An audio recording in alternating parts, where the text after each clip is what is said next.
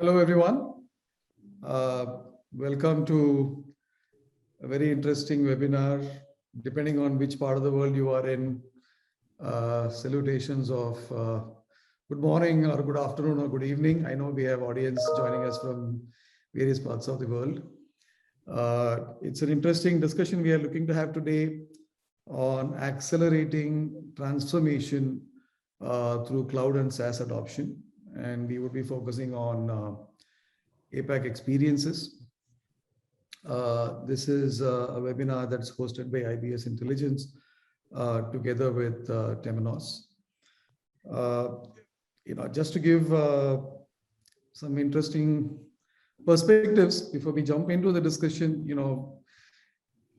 the one thing that there has been a lot of talk about is on the need for cloud and the need for SaaS, the changing business models, how things are moving from CapEx to OpEx.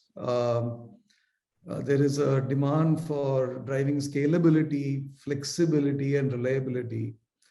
And as we get into the discussion, we are hoping to have some interesting deliberations on what would be the considerations for adoption, private clouds, public clouds, hybrids, what kind of stakeholders would we need to be involving.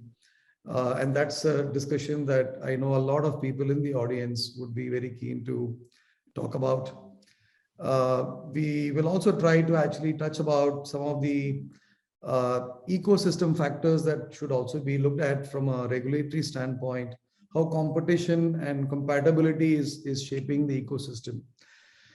And hopefully, at the end of this session today, we all will be a little more aware and sensitized to cloud transformations and cloud natives and cloud first and all the terminologies that we keep hearing today.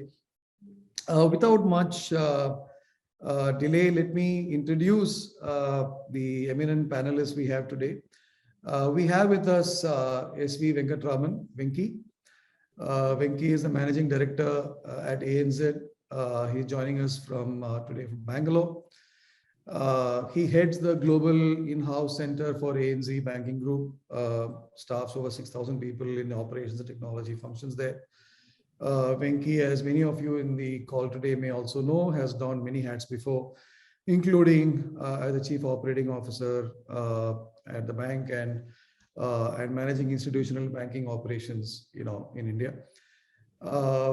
He comes with many years, 32 years of experience. We were just talking about, how he started many years back. And I guess that was a long time back, Venki, but last 12 years plus, I guess, at ANZ. We also have with us Kingshuk Malik. Kingshuk is the director for Temenos SaaS APAC. He's joining us today from Singapore.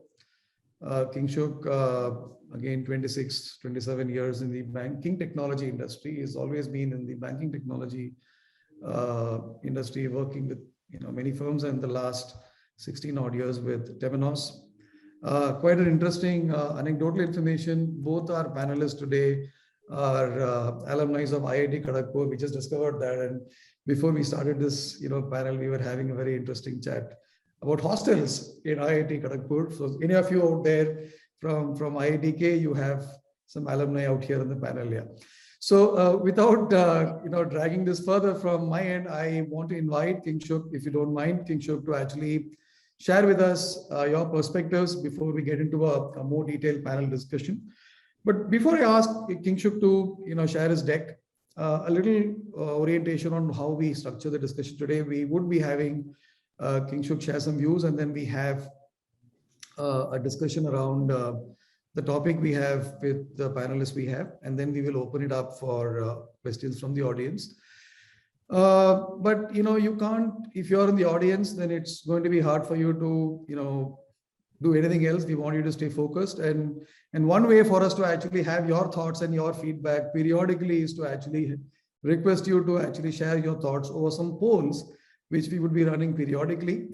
So why don't I start with my first poll for the day, and we do have some people in the audience who may want to share their thoughts, and that will obviously also give us a perspective for the panel here.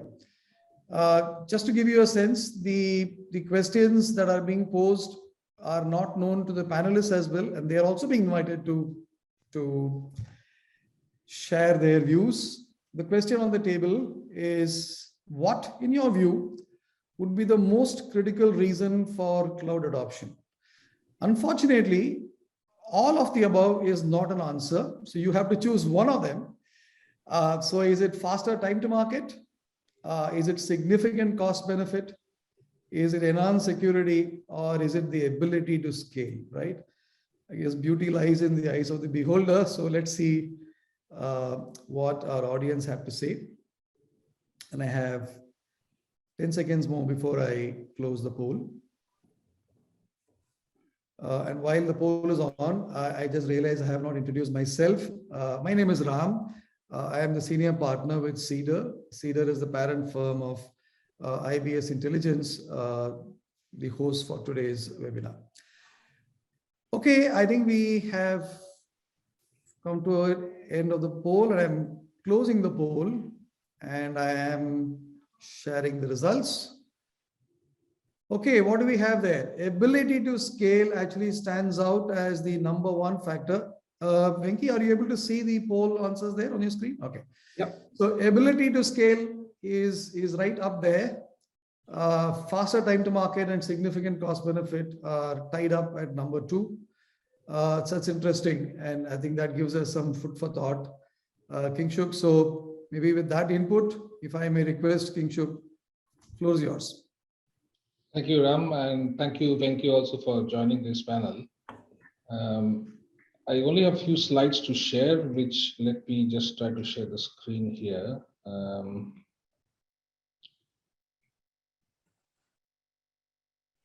Let me know if you can see, Ram.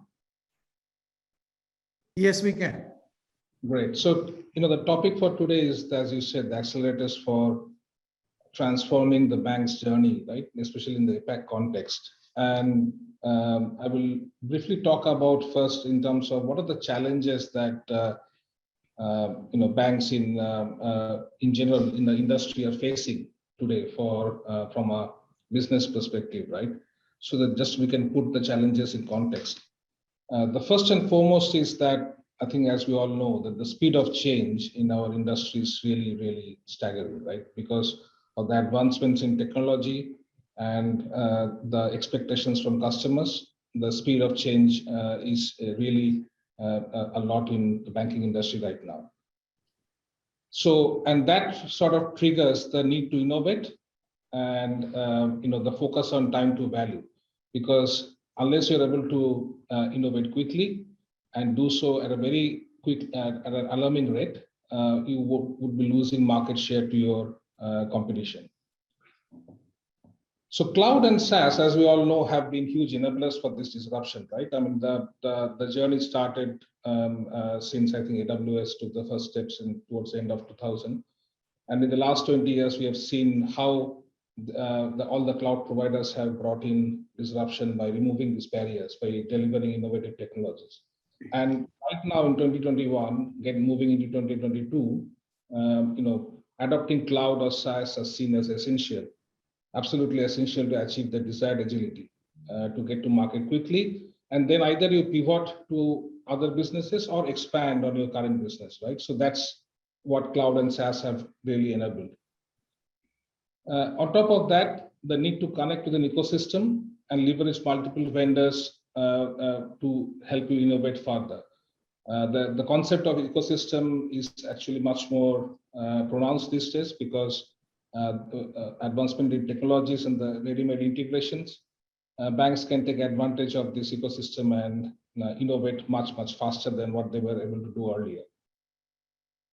At the same time, be able to consume capabilities to create new propositions which remain evergreen and future-proof, right? I think the evergreen part is quite important, and I'll touch on that a bit more later. But gone are the days of lengthy changes to your platforms to innovate, right? The banks are expecting the platforms to remain evergreen and future-proof so that they can continue to innovate faster and achieve all this in a very resilient, in a very secure and compliant manner. And that goes without saying, because that's what banking is, right? It's about trust. So you have to be able to do all of the above in a very resilient, secure, and compliant manner. Now, if I put this in the context of how SaaS sort of addresses a lot of these issues, and when I say SaaS, I'm talking of software as a service in general for the not just for banking industry, but also for the purpose of this call specifically for banks. Let's start with this as to, I mean, I've just taken a diagram of a very, the diagram is not meant for your reading, but the idea is to show how complex running a bank's technology could be. A lot of integrations, a lot of touch points, a lot of other issues, right? I mean, it's just to show how complex really the architecture could be. Now, if a bank wants to do all this on their own, they first of all have to design and architect this entire architecture. Then they have to do the upgrade management, they have to do the patch management, they have to then look for change and release management procedures when you are innovating faster.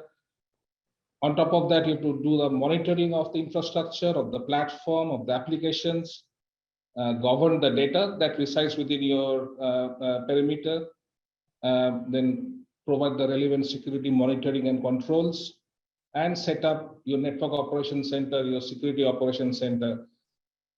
And once you have done all of that, imagine then continuously evolving all this and keeping all this evergreen, right? So this is if you think of it for a moment, it's a huge task, which normally the bank's IT team would be required to do. And I'm sure Venki would be quite aware of the kind of challenges that banks face in doing all this on a regular basis, right? Now, for a moment, think that that's the complexity that the bank would avoid by opting for a SaaS solution, because a provider of the SaaS solution would be doing all of those for the bank, and the bank is able to manage their risks more effectively by outsourcing all those to a provider like Temenos. So how can cloud and SaaS help you seize the moment? I mean, if I talk in that context, then first of all, it has to be on demand, that the bank is able to turn on discrete solutions without big implementations. And I think this is very key to understand, right? Because gone are the days when you implement a full-fledged core banking system in a waterfall method, for 3 years, because you just don't have the time. The idea is to turn on discrete solutions which are ready-made for your own country, which comes with all the relevant regulations, and you can bolt on additional providers to the same offering quickly. And then once you're consuming it, you're consuming it on demand, and you're paying for it as you go. So this is how we see our customers or the banks in the region expecting from providers like us. Then easily extend those solutions to configure, enhance, and integrate through a DevOps pipeline, which can be implemented easily. And then, of course, the concept of evergreen, because upgrades have to be continuous on this platform. You do not have to ever run another project to upgrade from your legacy release to the latest release, right? And this is a given for any SaaS platform these days. And on top of that, use the sandboxes that are available as part of the platform to innovate and explore new ideas. You can integrate with other fintechs, or you can try out the new functionalities that are available in the platform to innovate and then take it to market very quickly. And all this has to be then built for banking, right? Because if enterprise get controls, you can do self-service changes, you can automatic releases, and this is banking basically, because the enterprise get controls are all part of what we expect from a bank. And also the compliant by design, because the industry standard specifications for risk, for security, data privacy, these have to be built into the platform that are available to banks. I mean, when you think of banking, you think of security, you think of certain certifications which should be hygiene. So in that context, that's where Temenos comes in. So that's what Temenos Banking Cloud is about. So the Temenos Banking Cloud consists of basically the entire breadth and depth of experience that Temenos has over the last many years of having served more than 2,000 customers across the globe. That experience and the technology is available in the platform on our SaaS. And it's an automated platform that allows clients to access and consume all of the Temenos products on a self-service basis. And most importantly, let me clarify this for everybody, with the ability to change and adapt to your needs, right? So it's not one size fits all. It's a discrete, these are discrete banking services which are available for the bank to consume and then change and enhance and innovate on that. So the three components here we're talking of are the sandbox, which I briefly touched upon earlier. It's an environment which the banks can use to test out new ideas and then move it to production. The marketplace is where we have of pre-integrated fintech partners, which again you can access to give you new innovation ideas. And of course, the banking services platform, the discrete banking services, like I'm just taking examples, mortgage, for example, or retail consumer lending, for example, or corporate lending, for example, or payments, which you can spin up on your on a self-service basis and use it to go to market quickly. And just a slide on the Temenos marketplace, which is, I think, very important because we have curated from the list of fintech vendors in the market. I have just given some examples here. In country, for example, is one of the partners we have. In country is a classic example where you can use to store data in your country, where the central bank is not allowing you to take data out of your country and put it on a public cloud, right? So in country solves that problem for us and the bank.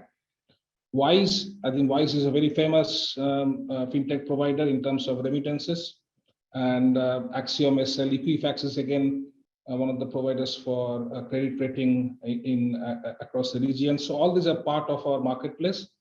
And the important part is that the integrations are built, managed, and supported by Temenos.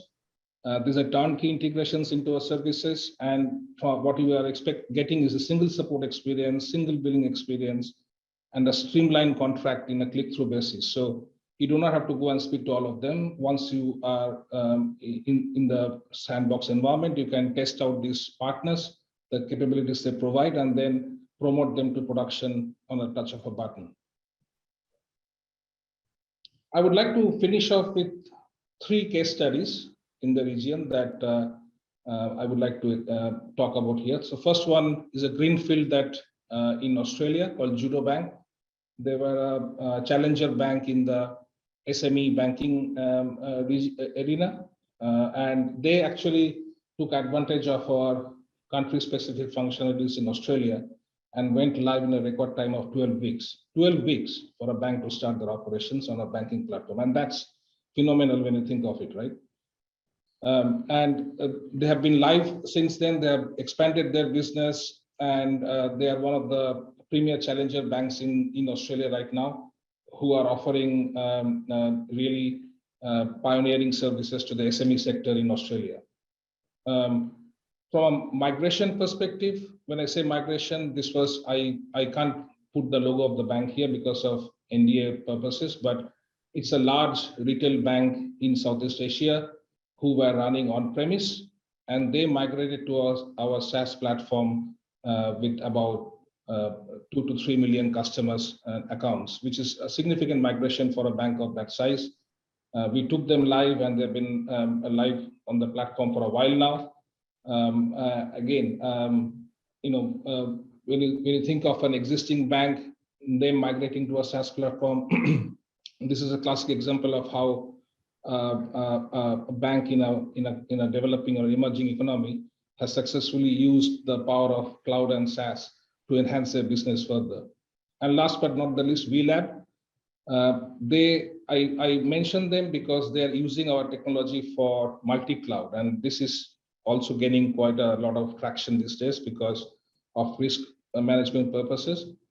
So VLab is using our core banking software, but they use both Azure and AWS as a multi-cloud platform so that they can fail over to either if the other provider fails. And this was one of the reasons VLab actually got the license in Hong Kong as part of the first batch of the new challenger banks in Hong Kong a couple of years back.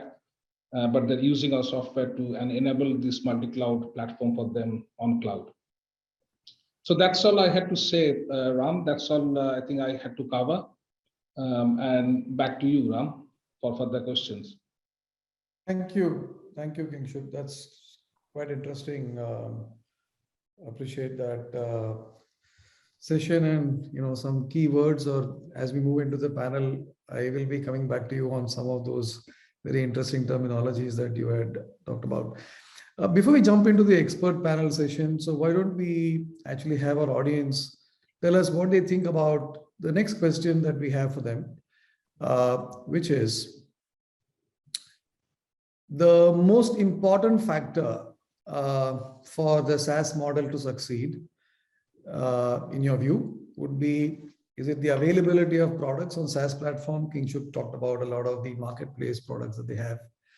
Or is it the ease of transition from moving from an on-prem or licensed model to a SaaS model? Is it the realization of the cost benefits in the medium to long term? Or is it actually about having a larger ecosystem with cloud native solutions? I guess it's a evolving landscape, as I guess we all appreciate. And there obviously is no one right answer, but it's about what's the most popular answer. And I'll close this poll in the next 5 seconds. So those who have not polled, please do give us your view.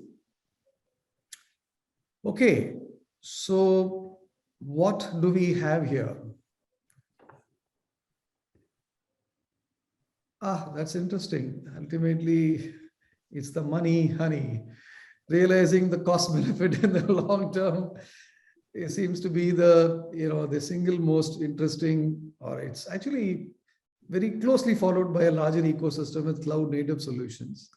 But that's quite interesting. I guess maybe Venki, it also gives us a sense of the kind of people we have today in our audience there.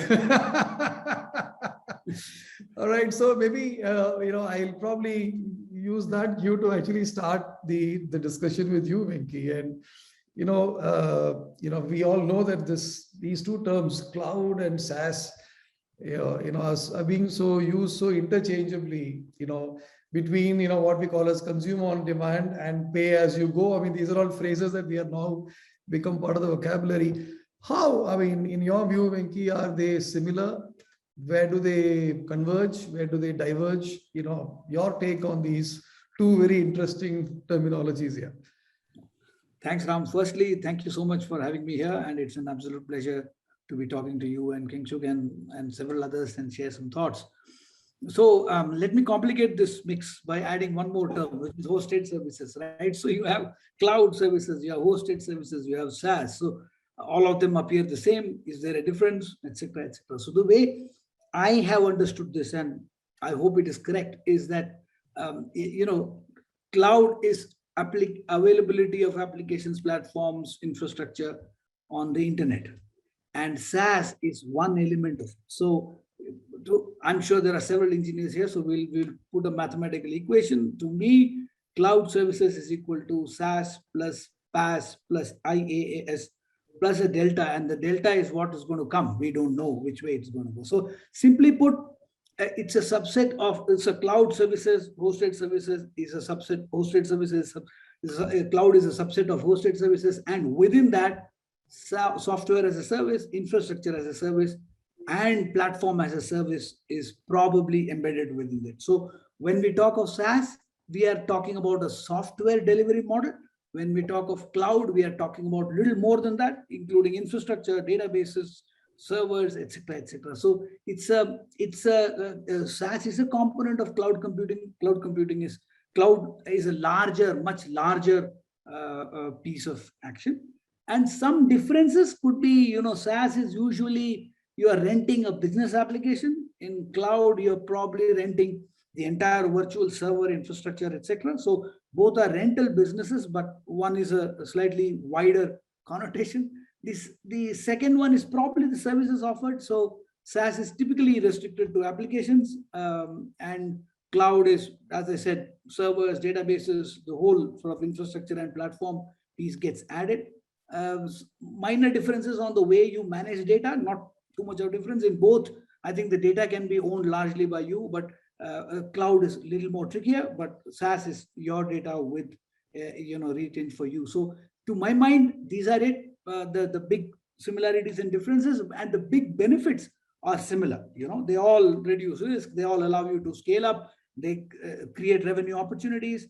Both SaaS and cloud sort of create a lot of revenue opportunities, and that's where the interesting piece that you mentioned. This is the cloud SaaS are probably an area where both the business and the technology piece converge, in the sense that they converge for diverse reasons, but at least they meet. So technology is a CIO's aim is to reduce cost using cloud, and the business's aim is to increase revenue using cloud. So, but at least they may be for different reasons, but at least they all probably agree for this. I'll leave it here. Very, very interesting. So they converge for divergent reasons. Yeah, that's an interesting part. And I must mention here, I mean, Venki, these are COVID days, and when you're actually making prophecies that the Delta is yet to come, I am scared. Yeah, so we have to watch. Okay, but I mean, I actually have, I want to just take the same question to you, Kingshuk. And actually here maybe this question is not more from the standpoint of what you know or you have as a point of view, but what have you been experiencing when you actually take this to the market, and you're talking to bankers all the time, right? So when you actually are talking, in the market on the terminology of cloud and SaaS, and they are, like I say, used interchangeably, how do you see, the similarities and subtle differences being manifested from people who are users or consumers, from a experience standpoint? Yeah, I was listening to what Venki was explaining, and he's absolutely right from the perspective of a banker. But when I am looking at a SaaS, when I'm speaking to our customers and other banks in this context, cloud, as Venki says, is a superset, right? It has all aspects of infrastructure, basically being able to provide infrastructure as a service or platform as a service back to the bank. And we all know who the main players are, right? Like AWS or Azure or GCP or whatever.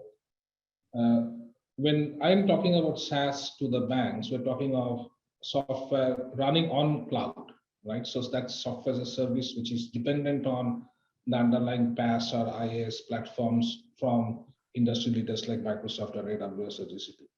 And the key and the common thing is that both are offered as a service back to the bank, right?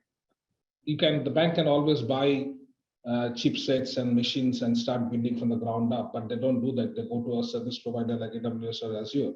Similarly, they can manufacture their own software, but they come to Temenos because they want that software to be served to them as a service. And that's where SaaS comes in, right? So we have built the software as a service on top of industry-leading cloud platforms, and we offer that back as a reliable service back to banks.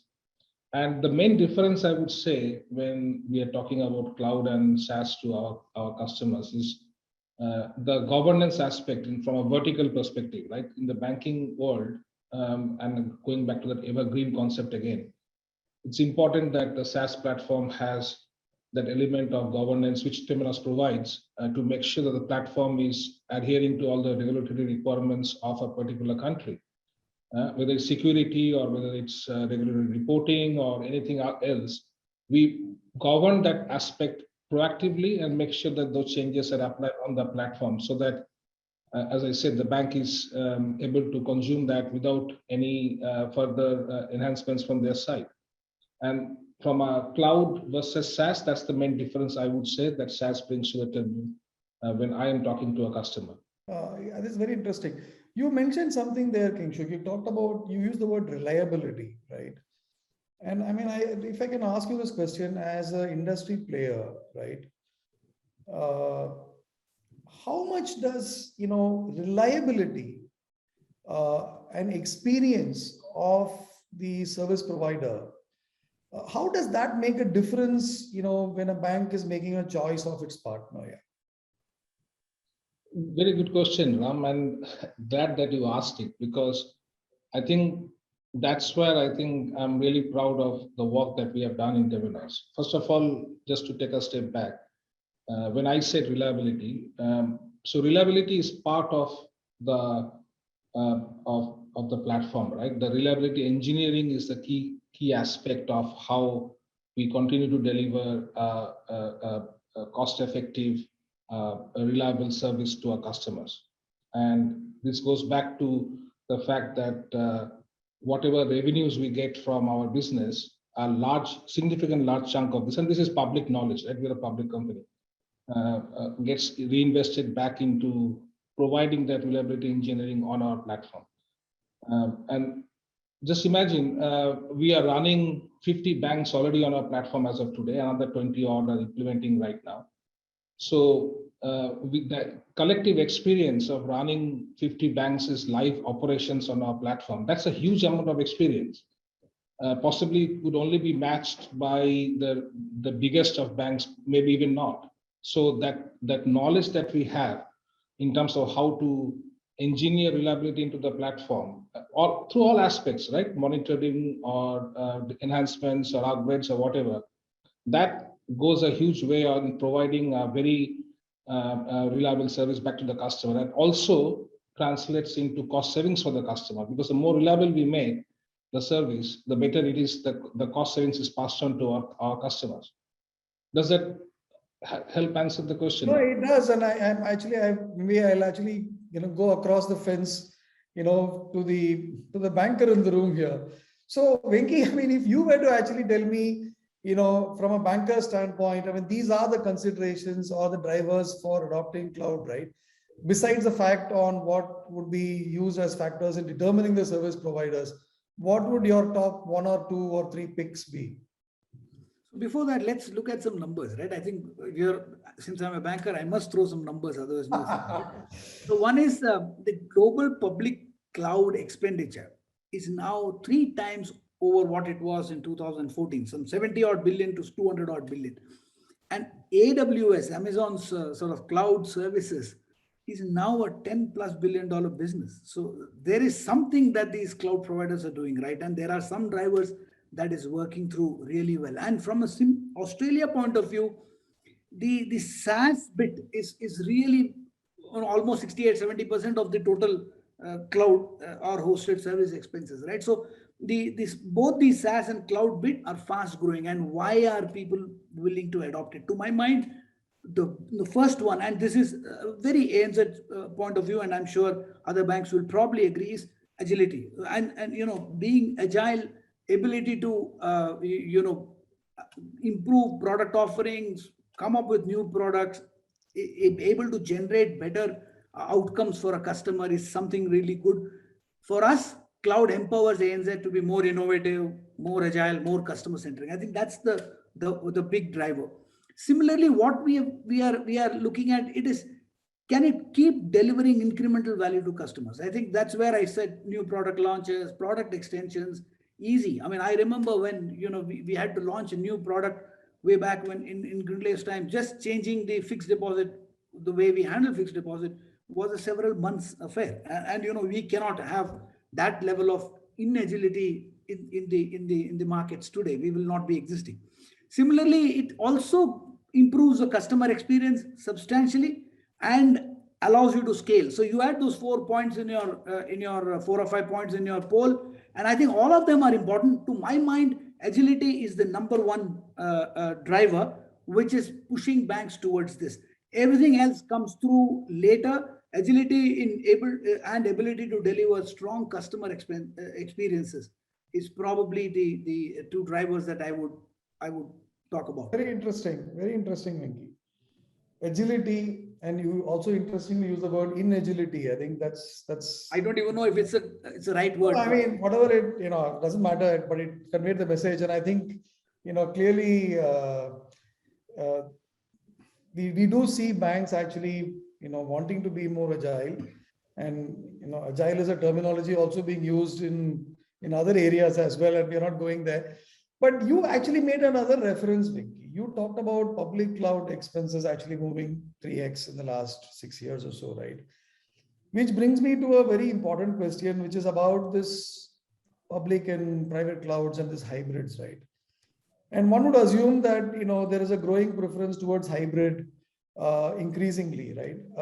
There are factors on regulations as well that are actually driving it. But let me not actually be, why I would like to hear from you, from as a practitioner, what are your views and what are the drivers that is pushing this? Yeah, sure. So look, to my mind, hybrid does two things. One is handle concerns in general about, everybody's scared of putting data out on the internet, right? So it helps you handle concerns because you can then explain it by saying we will choose the ones that are amenable for a public cloud to be put on a public cloud. But don't worry, if there is massive risk, we can always pull back and drive a private cloud. So you will see strongly resistant entities, and banks are probably number one in the list, starting to move more towards cloud, because the way to sell it to the doubting Thomases in the bank is probably talk through hybrid, and hybrid provides you that confidence, right? And we should keep talking about 2 3 elements. So there is no doubt the CIO's objective to reduce costs, hybrid will give you a tick on that. So that's an important element of that, right? Similarly, the risk at CRO's worries that, oh look, am I exposing huge amount of customer data, or will my regulator be unhappy if I put it in a public cloud? Tick, hybrid meets that requirement. We can say, look, don't worry, we'll put it in a private cloud, which we have a lot more control over. Similarly, the business leader, he says, I want to be able to innovate on my product quickly. And we tell him that, look, if you have an on-prem version of an equivalent Temenos, and Temenos may be really agile, but a product that we use, it will take you 6 months to be able to launch that, versus if I have a cloud, Kingshuk will be able to offer that to me. It's readily available for you to launch this is a very big plus. Way back in when we were talking architecture for ideal architectures of bank, there is a strategy called string of pearls. I don't know if you're familiar with it. So, for each product, I want the best software. Now, that is easy to talk about and very hard to implement in the old, on-prem bits, because each of those will be a multi-million-dollar, multi-year implementation. With a SaaS offering on a hybrid cloud, that makes life much simpler for a banker. So I think these are the big, so if you look at it from a CIO point of view, low cost. If you look at it from the CRO point of view, greater control over risks. And if you look at it from a business point of view, improved agility and ability to innovate are three big drivers for driving hybrid cloud specifically, and more general cloud generally. Fascinating, Venki. And I like the phrase string of pearls. I mean, essentially, it's best of breed solutions can actually be brought together. And once again, I think you're sticking to your theme of divergent expectations, but converging on cloud. But I actually want to take this very interesting comment you made about different stakeholders actually having to be engaged with in the decision-making process. And I'm taking this question to you, Kingshuk. I mean, there are multiple stakeholders who may be involved also in the SaaS adoption process, right? So what's been your experience on this? I mean, how do you see the adoption and, let's say, the engagement with stakeholders in this process? Glad that you asked it, Ram. I think it's something because I also come from, when you said I have been in the industry for 26 years, I started off life when everything was on-prem, right? So, and the procurement processes of banks, especially in terms of how they procure software, I must say hasn't really changed a lot. And that is quite visible in how, when I speak to banks these days, it's still the RFPs or the other questionnaires are mostly around, how they have traditionally procured software license. Whereas I think the stakeholders that we need to be involved in procuring SaaS, the two other key stakeholders who are normally not involved in the software license process, and these are the CRO and the CSO. So the Chief Risk Officer of the bank and the Chief Security Officer of the bank. And that is because, when you're getting into SaaS, you're effectively outsourcing a lot of your internal IT operations to the vendor, right? So the risk aspect is extremely important from the bank's perspective, and also the security, because you're moving on to public cloud infrastructure and you are allowing the integration between your on-prem to the public cloud. So the security is also paramount importance. So I feel the procurement processes of banks are changing. I already see some banks have changed, but a lot of them haven't changed. And I think this needs to change in future so that all the right stakeholders in the bank are involved upfront in making this decision and make the process a success.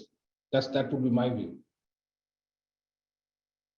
Thank you, Kingshuk. And I actually want to also ask you about the other comment that Venki made, right? I mean, this comment about the string of pearls or the best of breed, right? And there is, I'm wanting to, join the dots with the comment you made about the marketplace and the ecosystem and about how you have quote unquote pre-integrated fintechs, right? That's taken out as a proposition. How important do you see that the whole concept of a pre-integrated fintech, in the so-called evolving ecosystem here? It goes back to what we were discussing earlier, Ram, that when you're buying SaaS, you're basically buying a service, right? And you should be able to extend that service quite easily without having to redo what has been done for other banks. And that's exactly what we are doing here, right? We in Temenos have already invested a lot of time and effort in integrating these marketplace vendors into our solution, have deployed it live for other banks, and make sure that the integrations are working. And we are managing and maintaining those integrations. So why would anybody, for that matter, or any bank would want to invest time and effort in building that integration again, when they can get it off the off the platform easily from our side and use it like next day to innovate further? So the concept of pre-integrated platforms has been made easier with the advance of cloud, right? Because this can be made easily available, can be tested easily, can be maintained easily, and can be provided back as a service very easily to our banks as well. So that's what I would like to say on this topic. No, very useful. And I think, Venki, again, if I took this comment of Kingshuk, right? I mean, be it pre-integrated or let's take cloud itself, on a higher plane. So we clearly are talking about my ability to actually, get the time to market faster. I am saving on cost, and there is also, because there is so much of investment being made, I am relatively more likely to be secure in a cloud than actually managing all the security internally myself. And I don't think there is a right answer to pick one of these three. I think all of them actually do play a role, right? But how does, depending on where you are as a bank, and, how does one make a decision on which of them will be a primary factor, of where do you see the primary push coming in for a bank, and what would you think are the considerations that actually make them make that decision? Yeah. No, see, look, you mentioned cost benefit, time to market, security, all that really important. But I think more and more it's about value. It comes through by looking for opportunities to grow. So finding growth opportunities through cloud is probably the biggest driver. So now, can we use this and grow? Can I have the ability to integrate Temenos into my ecosystem because it is available on SaaS? Can I use that to grow my business? Or can I get the best regulatory reporting software in the world to do this, right? Or I have got processes which are currently very cumbersome. I have two options. Either I can spend the time and effort to automate these, robotics, AI, whatever, or use someone who's already done this, So, I find value there. So I think that is a very, very important aspect of moving to cloud. So cost, it's sometimes, implementing a cloud solution may actually be a more expensive proposition than using your current on-prem bit. But the other factors, like the one that I mentioned, revenue opportunities, growth, opportunities, are probably going to sway, the CIOs to move. The other things that we have to look at is, this is the way to convert CapEx into an OpEx model. So, if you are capital strained, and banks are, right, this is an opportunity to convert some of this into an operational bit. I think I go back to my primary bit. Agility is the key. It gives you an agility to move from software A to software B, agility to launch new products. I think that's the most important piece. The other factors, obviously, what is your current? So how do you decide what goes into cloud, what remains in on-prem? For ANZ, our approach has been adapt ANZ for cloud, not cloud for ANZ. We make the same mistake again and again, trying to fit a square, peg in a round hole. We cannot do that. So we have to adapt ourselves for what is available, because that's where you get the maximum, bang for the buck. Similarly, move those applications which it makes sense. Particularly, there was a question here on a new bank, what should we do? How do we decide? Best look at applications that are largely employee service, where it's okay if you make a mistake, it's internal, get them going, and then try that out on cloud and see how that comes through. So there are ways of choosing the applications that go first, and then you can have a sequencing there. Similarly, your operating model, because now you're going to be dealing with an AWS, Google Cloud, or other vendors. So your operating model of dealing with AWS and say Temenos is going to make a big difference from running it on-prem. And the other piece is your own talent base. How strong is your cloud talent base to manage that? Because again, it's an emerging area. So talent is a big shortage here, right? So the ability to build your own talent base, ability to attract the right talent, so that your cloud operating model can be run with the same level of efficiency that you were running an on-prem bit, is also a very, very important driver for banks to choose this. Very interesting. In fact, there is a question from one of our members in the audience who mentioned many small banks in APAC, and he's representing a bank in Myanmar, are implementing non-SaaS core, and what would you recommend to banks? I think the reference on the skill sets is a very important factor, I'm assuming, in that context, right? Correct. There is another interesting question here on a very similar point that you made, Venki, and this is actually from Vipul Pandit. And his question is, so when it comes to banking regulation, there may be some region-specific, regulations, and how scalable are banking tech SaaS solutions when it comes to this, right? Typically, on-prem solutions are highly customizable, and this can be taken care easily in his view. We will obviously have a longer audience discussion, but since this was very pertinent to the context, you want to respond to that, Venki? Yeah, look, it's a tough question to answer, in the sense that, on-prem solutions are customizable, but customization costs time and money. It's a big bit drain on that. But you will be surprised, there are local regulatory applications which are available. So if you may run a reporting layer which is common for the bank, but the information that you need, there are local regulatory bits available for India, for managing Singapore. So, and if it's available on a SaaS model, then it makes a huge sense. You don't need to customize it. So for example, in India, and we are not a bank, the entity I represent is not a bank, but it's a banking sort of service center, right?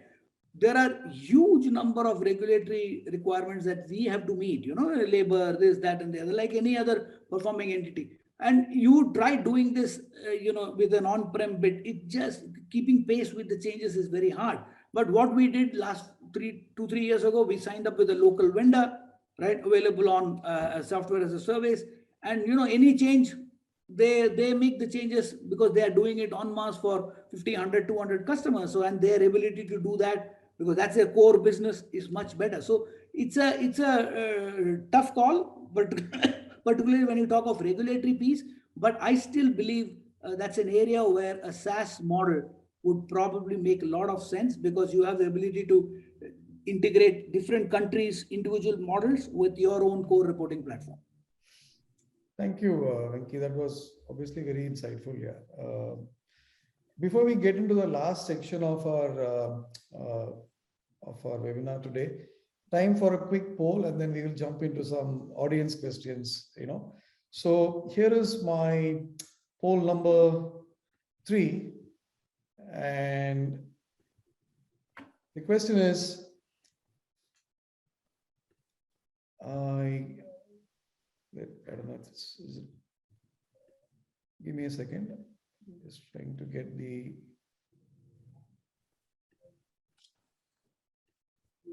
I'm having some difficulties in getting that activated. Let me figure it. But in the meantime, I do want to actually have one question to Kingshuk, which probably something that is touched about.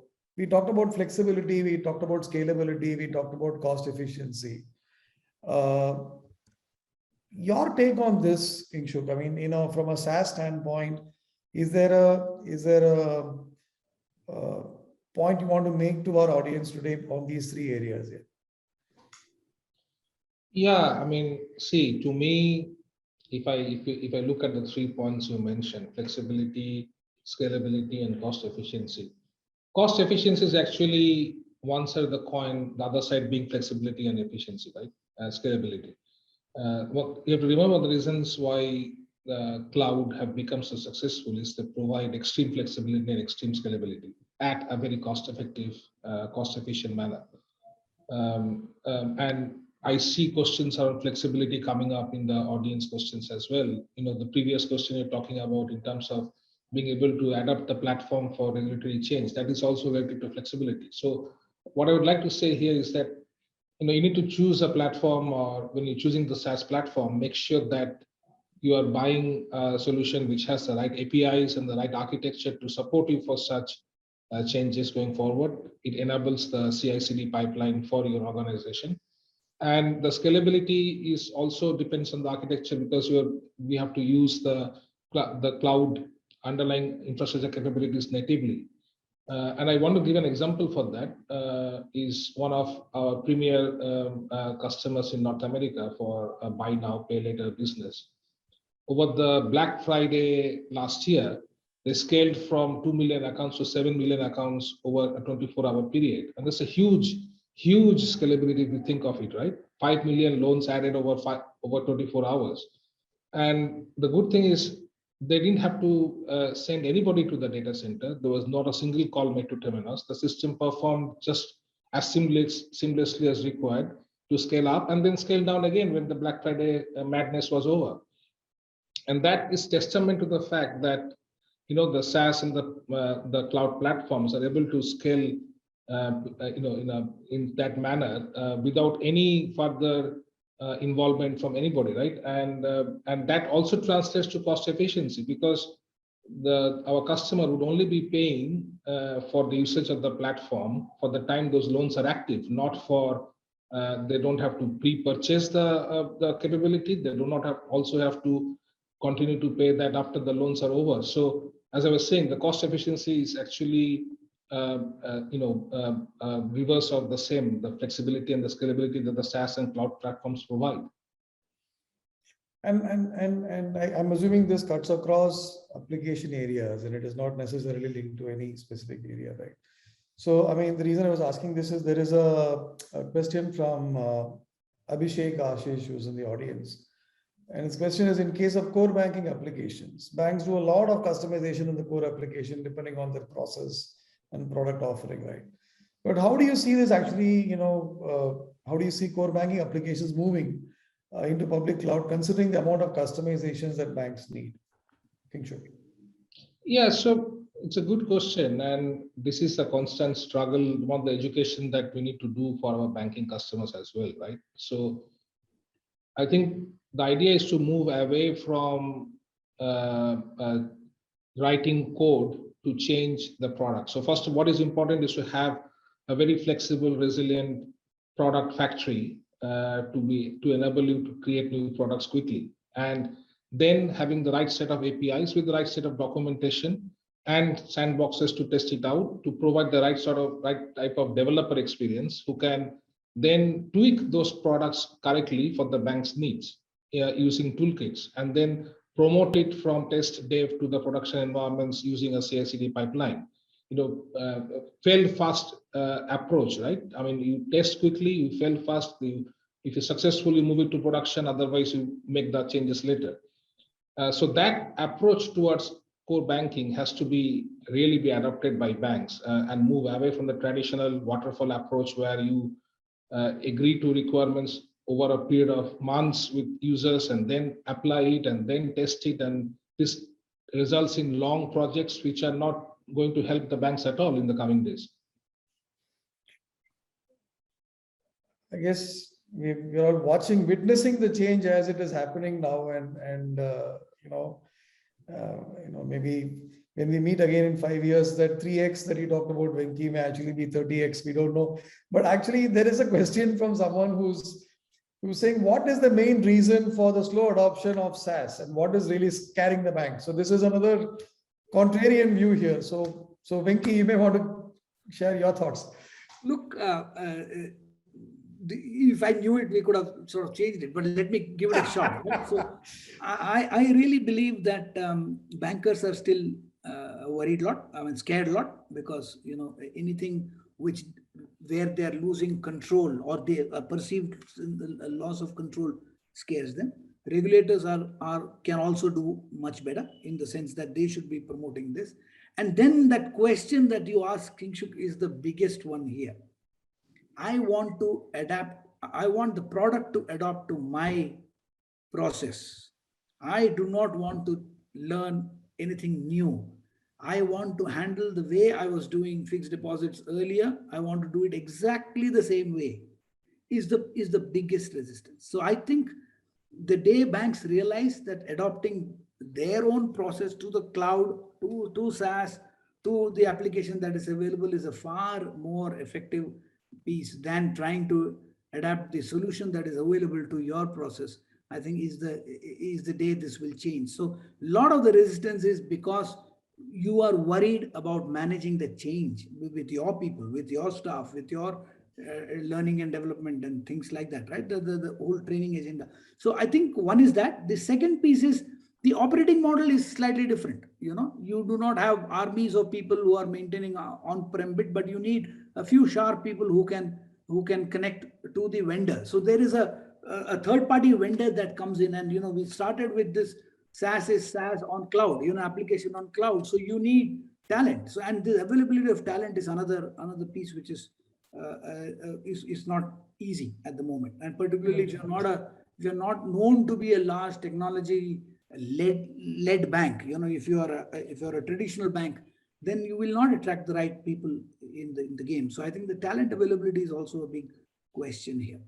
No, I think you mentioned this talent factor, and I guess I'm sure it's a very critical factor. And as someone who's practicing it every day, you know, you clearly are seeing this challenge.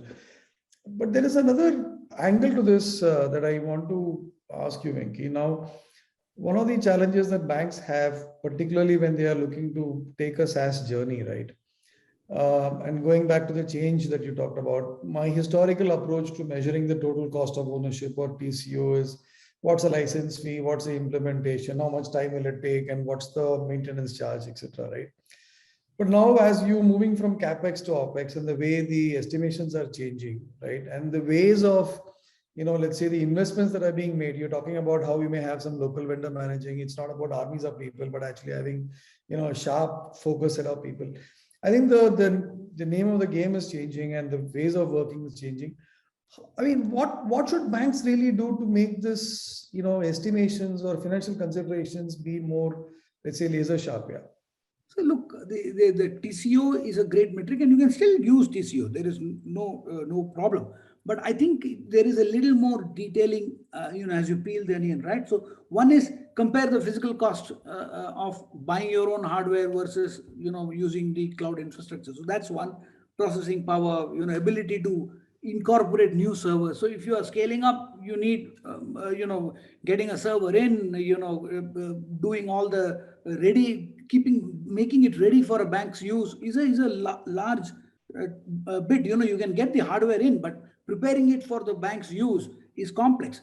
All that time and effort around the hardware procurement, comparing of hardware costs, hardware type, processing power, disk space, you know, that doesn't go away, but somebody else is going to do all that. You know, you just tell them that I'm going to move from 2 million to 5 million transactions for 5 days, and then I want to get back to 2 million transactions. Somebody else's problem. I think that's a big cost advantage in a sense. Similarly, applications, you know, which are the applications that you want to use? You know, are you going to is your application provider like a Temenos going to charge you per transaction? Is it a license fee based on what access? I think that model also is going to change. Otherwise, we are very comfortable, right? Ideally, what would a bank want? Buy the software, take the source code, run an army, and, you know, they make the customization, run it. But it's going to be a different operational model, and that is an element of cost plus benefit that you have to consider. Similarly, process. I think your own ability to support what is the applicable cost structure for the revised support model that you may need to provide with the vendor is another piece. The other more important one, which is coming to be very important now, is the degree of automation you're planning. Now, imagine, you got your own on-prem systems, you're going to automate a lot of your process. That is all about tweaking, every bit of your software and hardware. Here is an opportunity to take stuff that is available, best of breed solutions available, and let them run the automation agenda.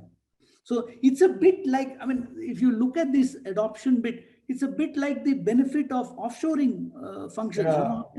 It's exactly the same thing. So you can potentially ask a vendor to give you a 5% reduction in cost year on year.